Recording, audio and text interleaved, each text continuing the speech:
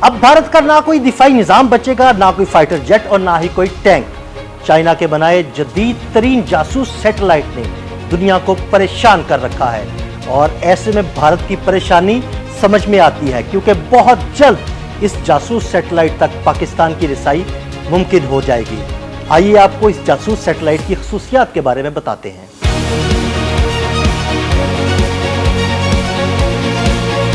روایتی ریڈار پرانے ہو گئے، اب دور ہے لیزر اسپائی سسٹمز کا۔ دنیا کی تاریخ کا سب سے واضح اور سب سے خطرناک آنکھ رکھنے والا سیٹلائٹ، جی ہاں، ایک ایسا جاسوس سیٹلائٹ جو 100 کلومیٹر کی بلندی سے نہ صرف زمین پر انسان کو دیکھ سکتا ہے بلکہ ان کے چہرے کی جھریاں تک پہچان سکتا ہے۔ یہ کوئی سائنس فکشن فلم نہیں، یہ ہے SAL، ایک ایسی ٹیکنالوجی جو لیزر کی مدد سے انتہائی شفاف، ہائی ریزولوشن 2D اور 3D تصاویر بناتی ہے۔ ذرا تصور کریں، 63 میل دور ایک عمارت کی چھت پر کھڑے شخص کا چہرہ، اس کی آنکھیں، اس جدید جاسوس سیٹلائٹ کی مدد سے یہ سب دکھائی دے سکتا ہے۔ روایتی ریڈار سسٹمز جہاں مائکرو ویوز کا استعمال کرتے ہیں، وہاں یہ نیا نظام آپٹیکل ویو لینس یعنی کہ روشنی کی لہروں پر کام کرتا ہے، جس کا مطلب ہے کہ تصویر کی کوالٹی کہیں زیادہ بہتر اور واضح ہوگی۔ ماہرین کے مطابق یہ ٹیکنالوجی موجودہ جاسوسی کیمروں اور ٹیلیسکوپس کے مقابلے میں 100 گنا زیادہ تفصیل فراہم کرتی ہے۔